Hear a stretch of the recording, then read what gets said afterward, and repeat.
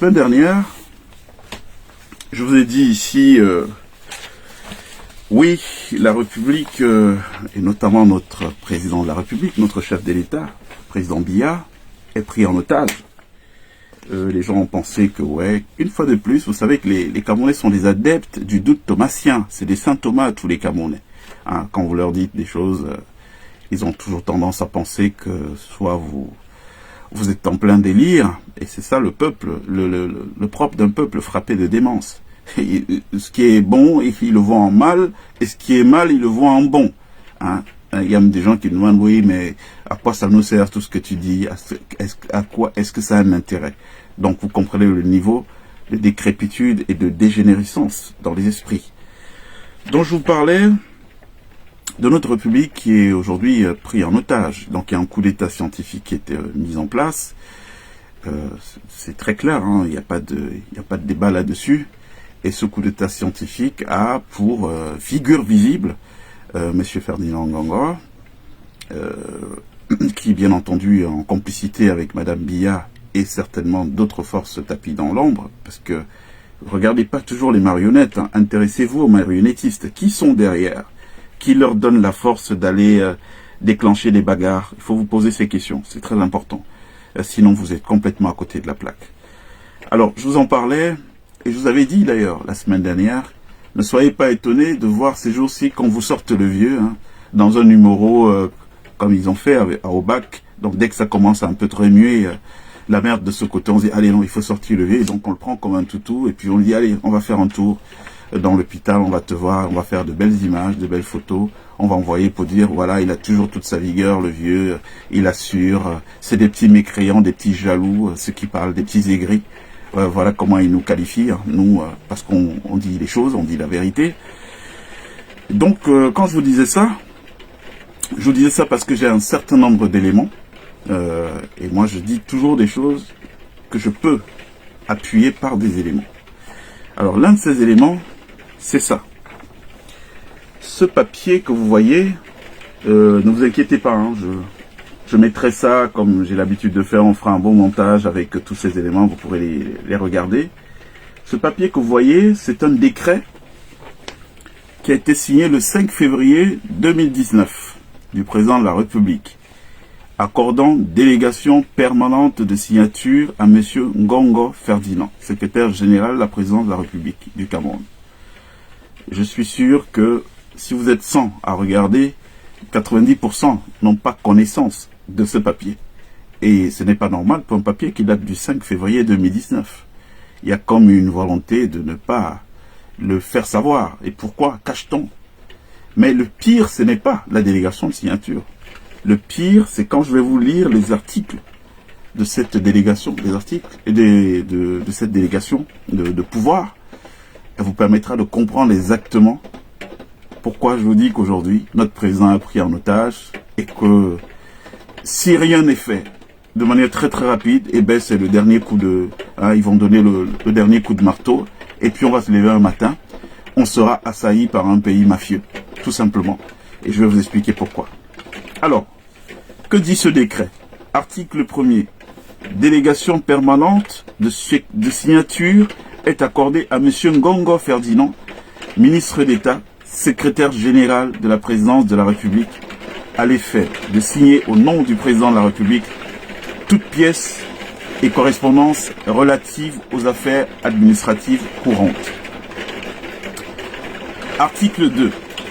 Cette délégation permanente de signature comprend également des actes réglementaires ou individuels concernant 1. L'intégration, l'abaissement de classe, de grade ou de révocation, ainsi que la mise à la retraite des fonctionnaires de la Sûreté nationale, dans tout ce qui est police. 2.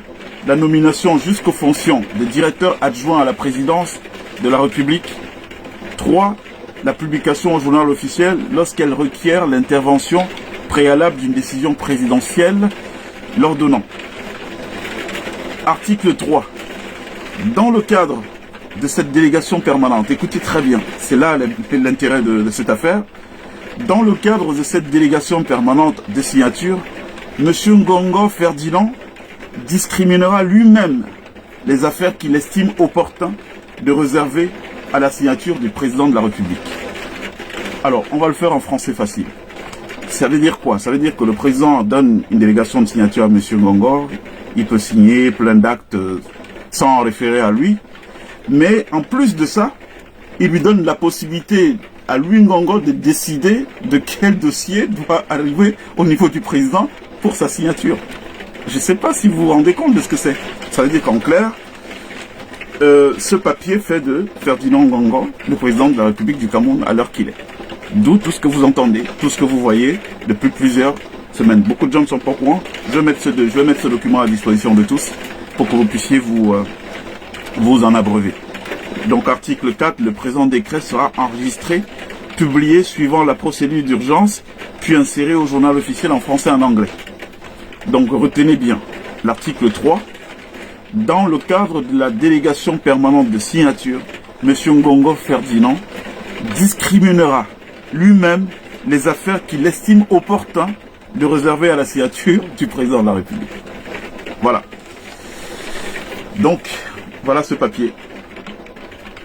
Vous comprenez maintenant du coup l'état dont je vous parle. Vous comprenez maintenant ce qui se passe dans notre pays. Donc en fait, depuis février 2019, donc il y a 6 ans, bientôt là, non, 6 ans, non, 5 ans, depuis 5 ans, oui, 5 ans et 1 mois, non, 5 ans, 2 mois, M. Ngongor est en réalité le président de la République du Cameroun. Ça veut dire qu'il décide de ce que... Est-ce qu'on peut envoyer ça au président? Non, si je ne veux pas qu'on envoie au président, on n'envoie pas, je gère ça moi à mon niveau. Mais est-ce qu'il a un mandat du peuple camerounais? Celui qui a un mandat du peuple camerounais, c'est le président Biya. S'il ne peut plus, tout ça est prévu dans un cadre législatif. S'il ne peut plus, eh bien, il y a aussi des procédures qui diraient, bon voilà, je suis disqualifié, je ne peux plus, et c'est normal, il est à un âge très avancé, on organise une élection, et les Camerounais donnent leur suffrage à une nouvelle personne. Mais on ne peut pas gouverner de cette manière. On ne peut pas gouverner en confiant un pouvoir à qui? Bon, il y a autre chose que j'aimerais qu'on évoque. Vous savez, ce type de responsabilité, donc à l'instar de cette délégation permanente de signature, on peut l'accorder à des gens responsables. Je vous parle tout le temps ici en vous disant à grand pouvoir correspond à grande responsabilité. Si vous avez des gens d'un certain niveau qui ont la capacité de pouvoir faire d'un outil comme le pouvoir un outil qui est au service du bien collectif, on peut encore comprendre qu'un père a regardé, il s'est dit, bon, de tous mes enfants, vraiment celui-là, il est celui qui m'a l'air d'être responsable. Je peux lui confier certaines responsabilités entre nous, sans forcément que les gens le sachent, parce qu'il pourra bien faire. Mais je vous ai dit, qui est Ferdinand Ngongor? Je vous ai dit qu'on n'a jamais tué autant de gens au Cameroun. Jamais tué autant de gens au Cameroun que depuis que ce bonhomme est arrivé au sommet du pouvoir, par effraction. Parce que quand je revois son pédigré, il n'a pas qualité pour être secrétaire général d'un pays comme le Cameroun.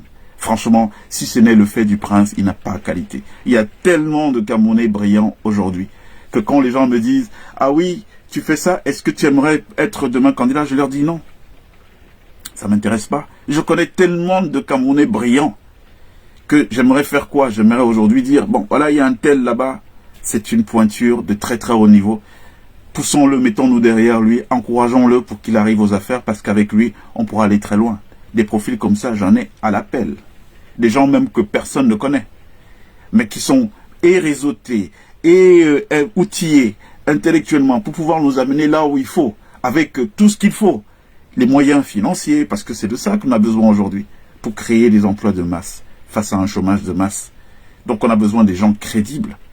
Donc quand vous voyez à qui on confie une délégation de signature comme celle-là, quelqu'un qui a fait du Cameroun un Far West, oui, parce que je vous parle, tout ce que je vous dis là, les gendarmes, machin, qui est le patron de la gendarmerie?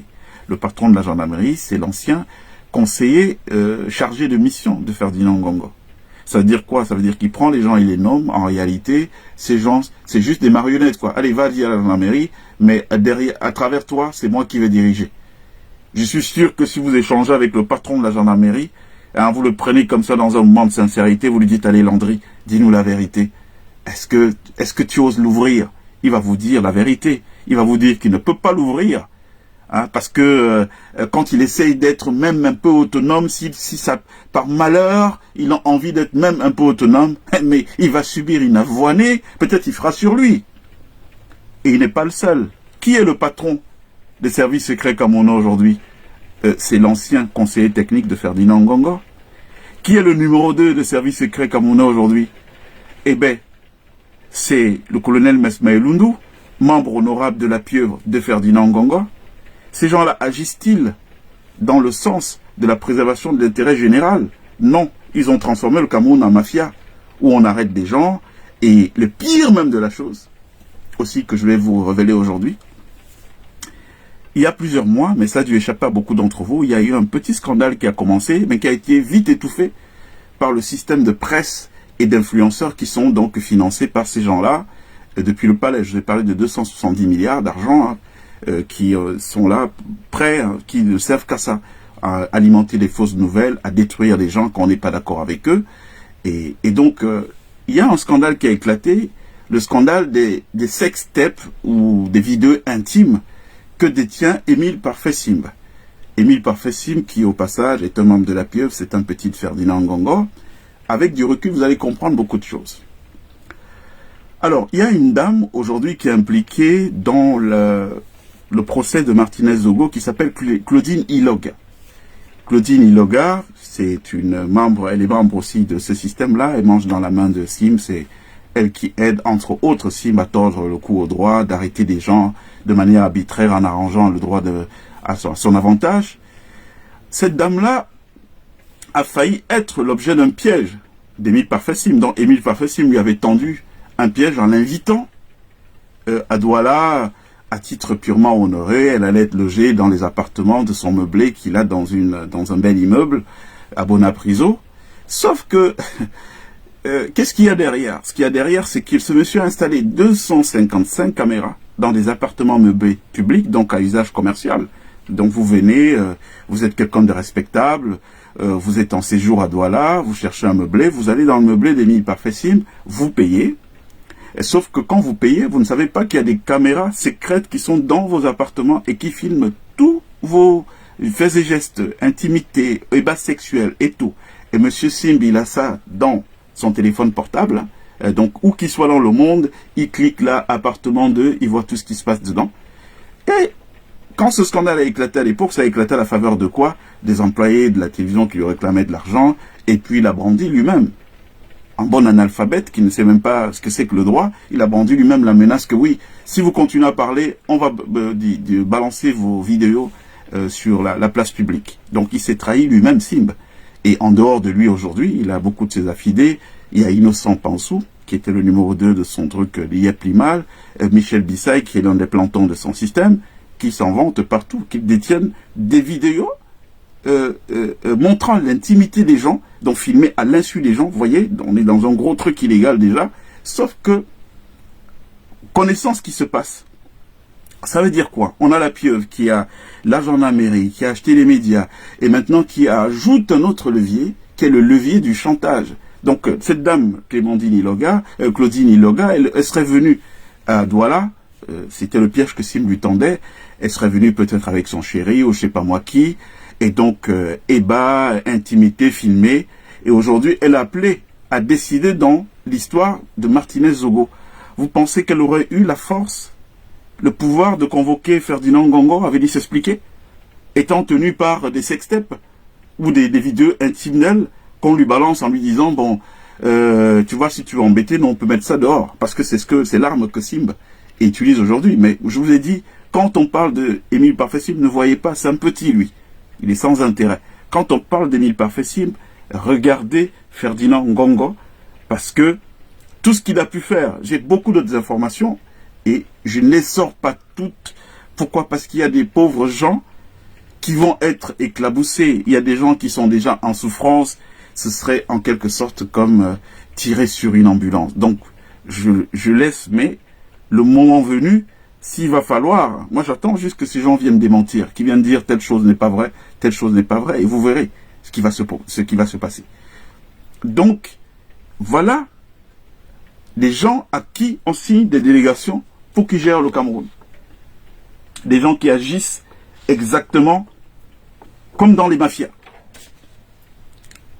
Ils font du chantage, ils filment des gens à leur insu. Vous savez que c'est puni par la loi, ce truc-là. D'ailleurs, Émile Parfessim, ça tombe très bien.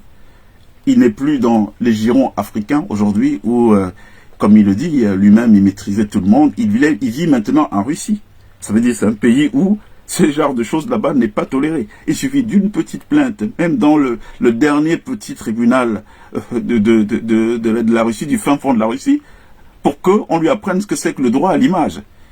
Donc vous voyez, donc c'est à ces gens-là. C'est à des gens qui sont dans ces magouilles-là que le vieux a signé la délégation. Il a donné la délégation de signature pour qu'il puisse gérer le Cameroun. De vous à moi, est-ce que ce n'est pas grave? Non, de vous à moi, est-ce que ce n'est pas grave? Ngongo, je lis là, les inscriptions sur les listes électorales, c'est la distraction que Ngongo a demandé au MRC de faire. Mais c'est pas faux. Je vous le dis depuis le premier jour ici. Je connais ce système. Je le connais intimement. Et je ne suis même pas à 40% de choses que je sais sur ce système. Ces gens-là, toutes les fois que vous les voyez exprimer une certaine volonté en insinuant qu'elle peut être profitable au peuple, pensez toujours le contraire. Je vous ai posé la question la semaine dernière. Ils n'ont pas été capables, depuis plusieurs années aujourd'hui, de produire des cartes nationales d'identité aux Camerounais qui en ont besoin, certains pour leurs activités. Mais ils vont s'empresser de produire des cartes d'électeurs. Vous pensez que c'est pour le bien de la masse populaire au Cameroun? C'est simplement un piège. C'est simplement un piège pour légitimer quoi? Pour légitimer ça. Vous voyez qui gagnait une élection au Cameroun contre ces gens-là, contre la machine qui est en place? C'est des jouisseurs. C'est des gens qui ont pris certaines habitudes de vie, qui vivent dans un certain confort et qui ne sont prêts qui sont prêts à tout pour que ça ne s'arrête pas. Ils vous rendront jamais le pouvoir parce que on a organisé une élection, vous avez gagné. Non, oubliez ça. Oubliez ça. La seule solution aujourd'hui à la question du Cameroun, c'est une insurrection populaire et voire même une lutte armée. C'est-à-dire, c'est pour ça que je pense que nous sommes en retard. Il faut s'inspirer de ce qu'ont fait nos frères anglophones. Avec du recul, l'histoire leur donnera raison. Parce que ce que vivent les frères anglophones du Cameroun, mais c'est quelque chose qui est vécu par l'ensemble des Camerounais. Vous êtes allé au sud du Cameroun, faites-y un tour, et vous verrez si c'est la province la plus nantie. Il n'y a rien. Des jeunes là-bas, 14-15 ans, ils se shootent tous aux gros alcools, aux alcools forts. Ils ont des neurones détruits, ils sont là. Vous voyez un jeune de 14-15 ans, il est comme un vieux de 40 ans. Pas d'avenir. Il n'a déjà pas de présent et donc pas d'avenir. Hein? Qu'est-ce qui s'est passé? On a distribué des prébendes à leurs élites. Donc vous avez un tel ministre, un tel autre ministre, mais qu'est-ce qu'il fait pour la communauté? Rien. Hein? C'est les élus. C'est le peuple élu, on va dire ça comme ça. Donc ces ministres-là, ils appartiennent à une caste. Ces castes-là, ils sont les plus méritants du Cameroun. Donc ils ont le droit d'être là. Et puis personne d'autre n'a le droit de vivre. Mais souvenez-vous quand même toujours d'une réalité. À la base, je vous ai parlé tout à l'heure du royaume Bamoun. Je vous en parle, je ne suis pas Bamoun. Mais force est de dire que de tous ceux qui dirigent aujourd'hui, il y a qui n'est pas issu d'agriculteurs, bref, de familles de métayers. Tous, fils d'agriculteurs, fils de catéchistes, fils de machin. Alors, qu'est-ce qui leur donne plus de droits que vous et moi qui vous parlons sur le Cameroun? Qu'est-ce qui fait qu'eux, ils considèrent que, d'accord, aujourd'hui, ils sont une caste de ministres, c'est leurs enfants qui ont droit aux grandes écoles, donc pour demain devenir aussi des ministres, avoir des grands postes dans la... Qu'est-ce qui leur donne ce droit? Mais ce qui leur donne ce droit, c'est nous. C'est parce que nous avons pris une position attentiste, à regarder, à se dire on ne peut rien faire. Jusqu'à un passé pas très lointain, on en était encore au point où même parler. Chacun était en mode, non, moi je vais rien dire, parce que voilà, il faut que je vois la vie venir, moi j'ai envie de profiter, de jouir de la vie. Donc, ce document-ci, on va le mettre à disposition de ceux qui le veulent pour qu'ils en prennent connaissance et qu'ils comprennent dans quoi nous sommes au Cameroun aujourd'hui. dans quoi nous sommes. Ils ont bien pris le soin de ne pas le divulguer, de ne pas le faire circuler partout, c'est à dessein. C'est parce qu'ils savent ce qu'il veut dire. À moins d'être semi-lettré ou analphabète, quand vous avez lu et que vous comprenez ce qui est là-dedans, vous comprenez qu'on est super mal barré. Parce qu'on ne peut pas refiler les clés de la maison à des bonhommes qui n'ont aucune valeur. Pour qui la vertu est quelque chose d'assez aérien. C'est quoi la vertu quand vous en parlez en gongo? C'est quoi la vertu quand vous en parlez? C'est dangereux ce que nous vivons aujourd'hui. Et il y a autre chose. C'est que nous avons une élite quand même qui est là depuis 40 ans. Elle a échoué à offrir un avenir au Cameroun. Pourquoi? Parce qu'elle ne pense pas en termes de développement du Cameroun. Il y a un autre sujet dont il va falloir qu'on parle un jour. La quasi-totalité des gens qui sont en responsabilité au Cameroun sont des gens qui sont malades. Ouais, statut sérologique, c'est juste parce que ça touche au domaine de l'intime qu'on ne peut pas s'épancher dessus, on ne peut pas donner tous les détails, toutes les informations. La quasi-totalité sont malades.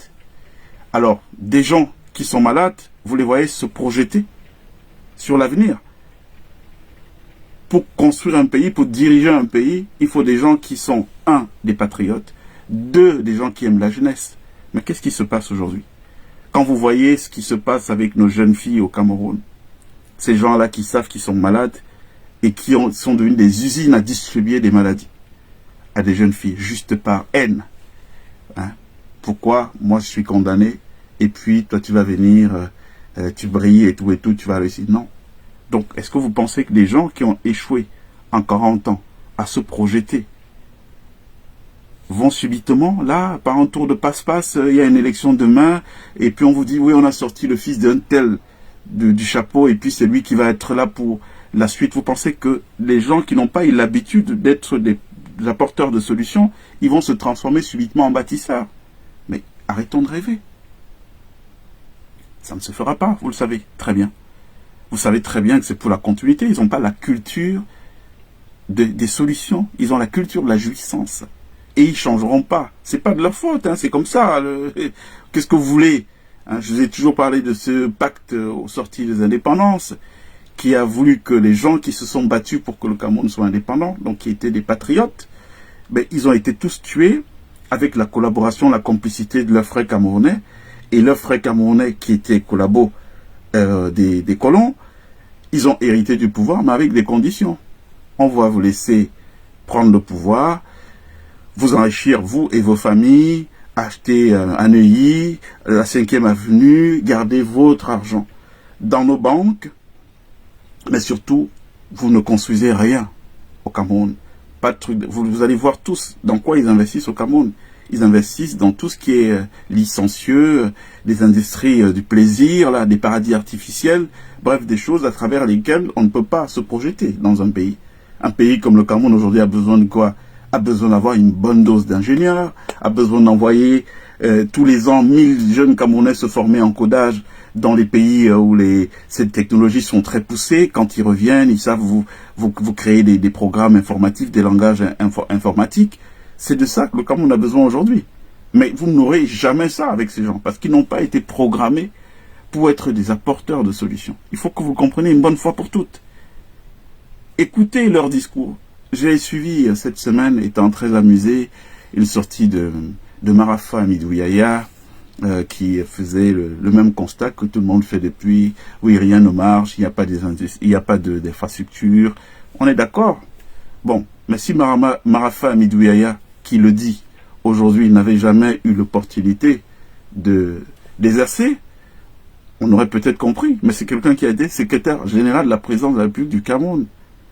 Est-ce que vous avez même une simple loi qui vous rappelle son passage là-bas? Qu'est-ce qu'il faisait? Il a été ministre de l'administration territoriale. Vous avez une simple mesure qu'il a prise, qui a été de nature à aider le Cameroun à aller de l'avant, à profiter aux nouvelles générations, aux générations d'après. Moi, j'ai aucun souvenir. En revanche, j'ai quand même le souvenir que Paul-Éric Kinguet se retrouvait en prison. Pourquoi? Parce que ce qu'il reproche qu'on lui a fait aujourd'hui, ça veut dire qu'il se tape une tôle plus ou moins injuste, je n'en sais rien. Pour lui, elle est politique, c'est peut-être vrai, puisque les organismes, les organisations internationales le considèrent comme prisonnier politique. Mais Et quand même, il fait quoi aujourd'hui? Il fait le procès d'un système qu'il a mis en place. Quand Paul-Éric Kingué, feu Paul-Éric Kingué, se retrouvait en prison du fait de Marafa, parce qu'il a magouillé, ce dernier demandait quoi? Il demandait juste à ce qu'il y ait un juste versement de la redevance aux sociétés qui opéraient dans sa circonscription administrative. Eh bien, il a été foutu en prison de manière arbitraire par le même Marafa qui parle aujourd'hui. Donc, vous avez que des gens comme ça qui se découvrent des bonnes intentions. On a écouté Tutu Sédioua, pareil, hein, je ne sais pas ce qui se passe aujourd'hui. Ils sont tous de sortie, là, les anciens secrétaires généraux de la présidence de la République du Cameroun, qui ont été inutiles. Lui, Tutu Sédioua, on se souvient, la principale mesure d'amour qu'il a eue pour les jeunes Camerounais, c'était quoi? C'était de rendre l'université payante, dans un contexte où les gens n'ont pas d'argent. Ça veut dire qu'il a exclu des sentiers de l'acquisition, de la connaissance, de milliers de jeunes Camerounais, en étant secrétaire général de la présidence de la République du Cameroun. Aujourd'hui, un mec comme ça ouvre l'ouvrir. Il ose venir se mettre sur la place publique pour dire qu'il a des idées, qu'il a des choses, mais il devrait la fermer, tout simplement. Et se dire, bon voilà, on a raté le coach, bon maintenant si je peux faire preuve, être utile, je pourrais appeler tel jeune, lui dire, bon voilà, il y a peut-être ça, nous on a fait ces erreurs, mais voilà tel truc, bon vas-y, mets-toi en avant, c'est votre temps, ce n'est plus notre temps aujourd'hui. Mais ces gens-là se voient toujours comme une solution au problème Cameroun, un problème qu'ils ont créé, eux.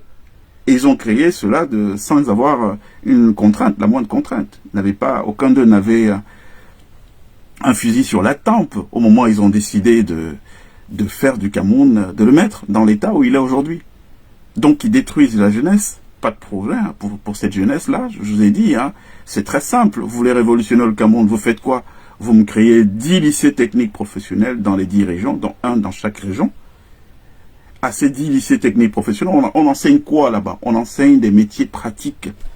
La soudure, oui, on va créer la soudure. Et puis nous, on sait aller voir les gens de Mercedes pour leur dire, bon voilà, vous pouvez faire du Cameroun un pôle d'excellence pour tous vos travaux de soudure et tout. Il y a matière à lancer des lignes industrielles là-bas. Pourquoi? Parce que nous avons des jeunes qui sont formés dans les lycées techniques professionnels, qui vont d'ailleurs passer l'essentiel de leur stage pratique dans vos ateliers. Et une fois qu'ils ont validé leur parchemin, ils rejoignent vos industries. Vous voyez? Ils n'ont pas fait ça. Ils n'ont pas construit de route. La seule chose de peut-être bien que moi je peux mettre à leur crédit aujourd'hui, c'est que, ok, ils ont été très dispendieux, ils ont dépensé beaucoup d'argent et tout, mais la dette camerounaise est quand même plus ou moins raisonnable. On a 42% du taux du PIB, un peu la moitié de la Côte d'Ivoire. On est quoi, 12 000 milliards de dettes face à 25 milliards de la Côte d'Ivoire. Quoique la dette ivoirienne pour moi soit une bonne dette, oui, parce que aucun pays africain ne peut se développer sans dette. Vous allez faire comment? Il faut créer des infrastructures qui coûtent des milliards, des milliers de milliards. Vous allez prendre l'argent où? Vous êtes obligé de vous endetter. Sauf que maintenant, quand on est dans une gouvernance vertueuse, on procède à ce qu'on appelle une hiérarchisation. On priorise. Il y a des infrastructures qui créent ce qu'on appelle des effets multiplicateurs. Ça veut dire quoi? Ça veut dire que entre Douala, Bafoussam, Douala, Yaoundé, ou plutôt Douala N'Djamena, Yaoundé N'Djamena, ou Yaoundé Libreville, Malabo. Au Cameroun, nous avons un formidable bassin de production. Nous produisons tout type de produits agricoles, mais qui pourrissent dans les marchés. Allez au marché de Mokolo, le soir à 18 ou 19 heures. Vous allez voir des mamans qui sont venues d'Okola avec de la nourriture pour vendre. Mais cette nourriture n'a pas été absorbée par le marché parce qu'il y a finalement beaucoup plus de production que de consommation. Et cette nourriture, qu'est-ce qu'elles font? Puisqu'elles ne peuvent plus repayer le transport pour amener ça, elles abandonnent ça sur des étals. On le voit, nous, quand on était jeunes, à l'époque au Cameroun, je connais des familles qui se nourrissaient de cette manière. Mais c'est quoi? Ça veut dire quoi? Ça veut dire qu'il y a un problème. Si on réussit à créer des autoroutes pour augmenter la capacité de notre marché, vous avez 200 millions de gens qui vivent à nos frontières au Nigeria.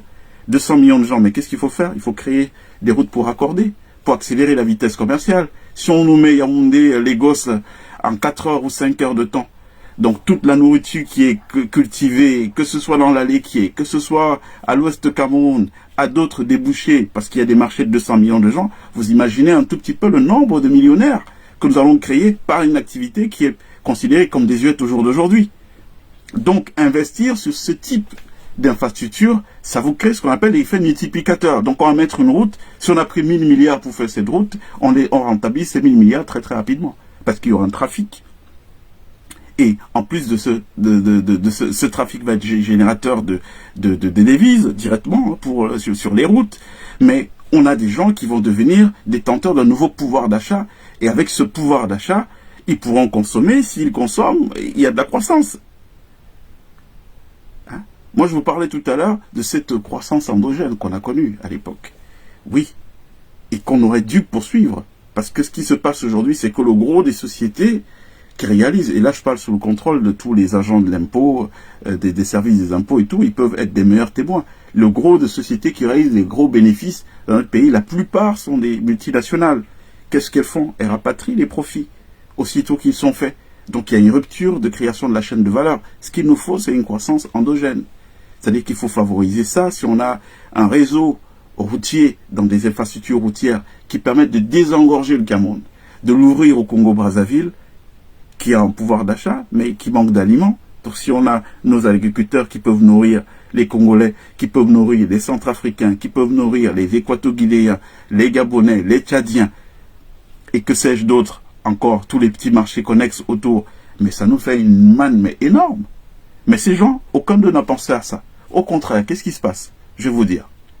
On est sur le sabotage en permanence de tout ce qui peut apporter de la valeur ajoutée au Cameroun. Et quand je vous dis ça, ce n'est pas des simples mots.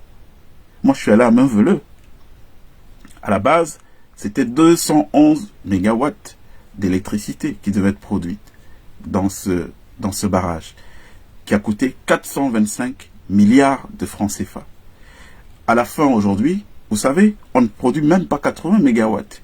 Il y a eu un vice de fabrication sur le gros œuvre, qui fait que les 4 turbines qui étaient prévues, si on les démarre tout ensemble aujourd'hui, le barrage s'écroulerait.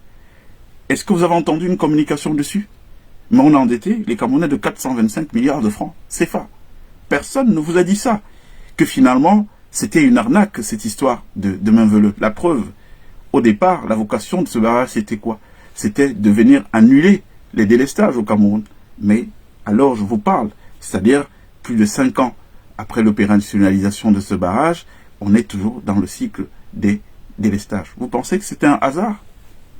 C'est un hasard qu'on se lève là, qu'on a toutes nos infrastructures qui sont sabotées? Non, ça participe d'un plan. Comment faire pour que ce pays ne bouge jamais? Et dans ce plan-là, la complicité des nôtres est là. Et quand je dis des nôtres, ce n'est pas vous et moi, puisque nous ne sommes pas en responsabilité, c'est la complicité des gens qui sont là. On leur a dit, on va vous enrichir, vous et vos familles, mais surtout, rien ne bouge. Donc ces gens n'étaient pas hier la solution. Ils ne le seront pas davantage demain. Il faut arrêter de rêver et ils ne quitteront pas le pouvoir parce que vous avez organisé une élection dans le jeu démocratique. Mais raisonnons. Donc il faut que les Camerounais se battent. Ça va être dur, c'est vrai.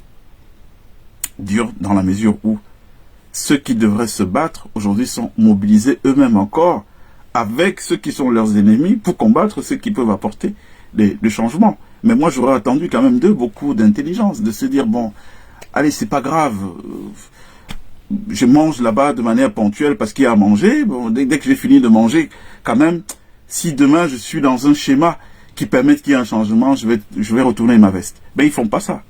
C'est-à-dire qu'ils sont dans comment on dit ça, dans ils mènent une guerre effrénée à tous les gens qui veulent apporter du changement. Regardez ce qui se passe. Vous avez appris dernièrement un jeune Camerounais qu'on a brandi sur la place publique, faisant de lui quelqu'un qui aurait violé une femme. Les gens se sont plaints et tout. Ok, ça nous a tous émus, communauté camerounaise, de savoir que bon, certaines de nos jeunes filles ou de nos jeunes garçons ont souffert. Donc on attendait de voir la suite. Et c'est quoi la suite? La suite, on découvre que on est face à une autre action de la pieuvre. Parce que ça, ils savent le faire. Ils ont leurs journalistes aujourd'hui, ils sont nombreux. Ils m'ont mis à la une du Messager sur des fausses accusations. Ils ont fait ça avec beaucoup d'autres gens. Donc ces gens-là, aujourd'hui, sont organisés. 270 milliards, rappelez-vous toujours ce chiffre, c'est le montant qu'ils ont mobilisé pour leur conquête du pouvoir, qui sert à acheter des journalistes pour répandre des fausses informations. Donc quand on décide d'en finir avec vous, Marie-Victoire, on ne veut plus jamais qu'on parle de vous, on vous colle une histoire. Et puis ça passe dans toute la presse, vous n'avez pas les moyens de répondre, puisque cette presse a acheté. Moi je connais un journal qui s'appelle Le Quotidien au Cameroun, Jules Brice Ngaba. Ce journal a écrit un article diffamatoire sur moi. J'ai revendiqué un droit de réponse, ce qui est un b.a.-ba dans le métier. Ils n'ont jamais voulu donner de suite à mon droit de réponse. Vous avez déjà vu ça quelque part? Mais vous pensez que quoi? Quand j'ai envoyé le droit de réponse, ils l'ont envoyé à Ferdinand Ngongo, qui a lu. Et je écrivais 3 ou 4 lignes dans lesquelles je disais, bon, on est déjà en plein en 2025, on a compris et tout et tout. Et donc, ils ont bloqué le truc, ils n'ont jamais publié ça. Qu'est-ce qui donne ce pouvoir à un journaliste, à votre avis? Un patron de presse? Mais parce qu'il sait qu'il est appuyé par la pieuvre. Donc voilà le système aujourd'hui qui est en train de gérer le Cameroun. Il décide, quand on décide que vous n'arrangez pas les affaires du moment, il faut vous tuer, ben, qu'est-ce qu'on fait? On vous crée une campagne de presse qui vous salit, qui vous met complètement, parce que ce jeune Camerounais-là, d'après les informations qu'on a aujourd'hui, il est victime d'une cabale. Mais on l'a détruit socialement. Vous imaginez qu'il sorte de prison aujourd'hui ou pas? Il a son image qui est partout dans le monde entier comme étant un serial. Qu'est-ce qui peut arranger ça? Et c'est la même chose qu'ils font à d'autres personnes qu'ils ont voulu me faire, qu'ils vont faire à d'autres Camerounais demain, si on continue à regarder en spectateur ce qui se passe.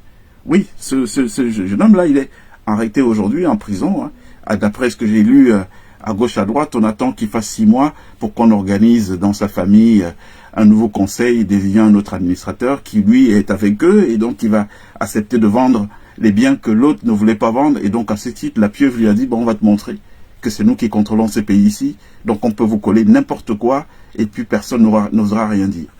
Moi, si c'était juste un petit groupe privé organisé, ça ne me gênerait pas.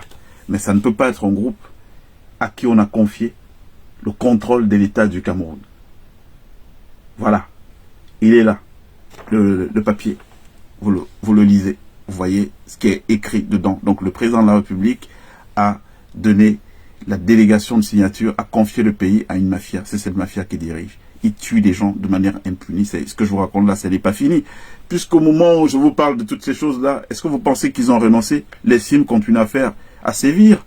Ils continuent à mettre des coups de pression, à appeler des gens, leur proposer de l'argent pour faire des faux témoignages contre moi. Imaginez, je vous parle de moi, imaginez les autres que personne ne connaît. Donc, ce système continue à sévir. Qu'est-ce qu'il faut faire? Eh bien, ce qu'il faut faire, c'est résister. Vous savez, une Kalachnikov, ça coûte 500 € au marché noir. 500 € au marché noir. Une Kalachnikov.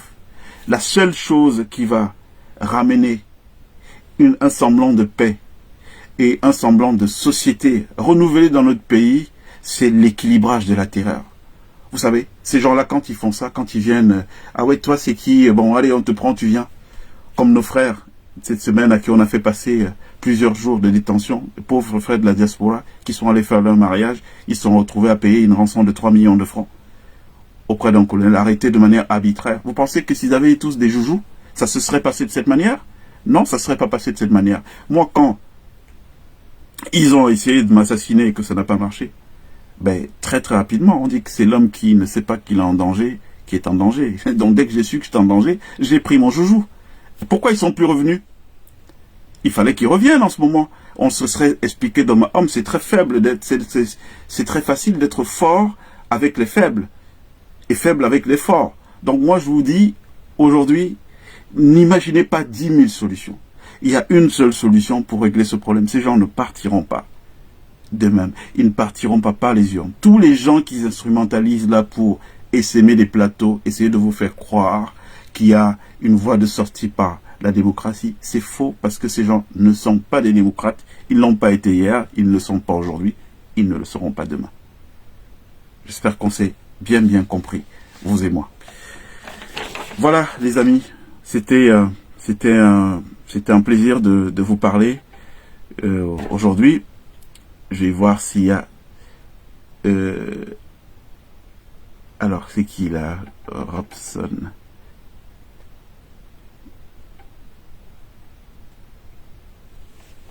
Voilà, donc ce qu'on va faire, c'est que je vais vous mettre tout ça. On va faire un bon petit package pour vous mettre ces informations à disposition. Vous allez les regarder. Et puis, changer de mindset. C'est très important. Arrêtez de vous voir comme des proies, parce que c'est parce que vous voyez comme des proies que les autres se voient comme des gens que vous, ils peuvent manger, ils peuvent consommer à volonté. Non, vous n'êtes pas les proies. Vous êtes les proies de personne. Il faut que ce pays change, il va changer. Moi, je vous le dis, il fera beau bientôt au Cameroun. De gré ou de force. Je sais les leviers sur lesquels ils ont appuyé. Ils ont appuyé sur quoi? Ils ont appuyé en émasculant l'essentiel de l'élite. C'est-à-dire que même l'armée qui devrait aujourd'hui jouer son rôle, elle est tétanisée. Parce qu'elle a besoin de quelqu'un qui allume la mèche. Donc la mèche, elle ne viendra pas forcément. Elle a besoin, et c'est normal. Quand on vous dit que certaines personnes, pour avoir accès à certains postes, on est obligé de les coucher comme un homme couche avec une femme, mais qu'est-ce que vous attendez de ces gens-là? Vous attendez qu'ils redeviennent subitement des hommes? Non, ils sont en pilotage automatique. Vous voyez? Vous avez entendu parler de la lobotomisation. Ils sont des gens lobotomisés. Donc n'attendez pas d'eux qu'ils puissent exprimer une conscience propre, une volonté à l'autodétermination. Il faut les encourager. Et je vous le dis, c'est plus que urgent.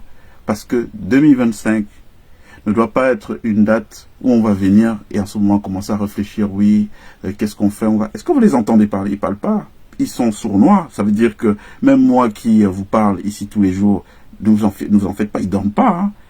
Ils regardent, mais à quel moment, comment est-ce qu'on peut le liquider?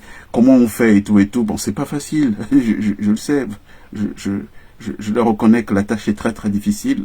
Et tout, mais ils ne dorment pas, ils agissent de manière sournoise, comme la pieuvre, exactement, comme la pieuvre. Mais arrêtez de vous voir en victime, parce que vous donnez du pouvoir à des gens, sur vous, même du pouvoir spirituel, vous donnez du pouvoir aux gens de prendre l'ascendant spirituel sur vous, et ce n'est pas normal. D'accord? Voilà les amis, on va devoir se quitter, on a été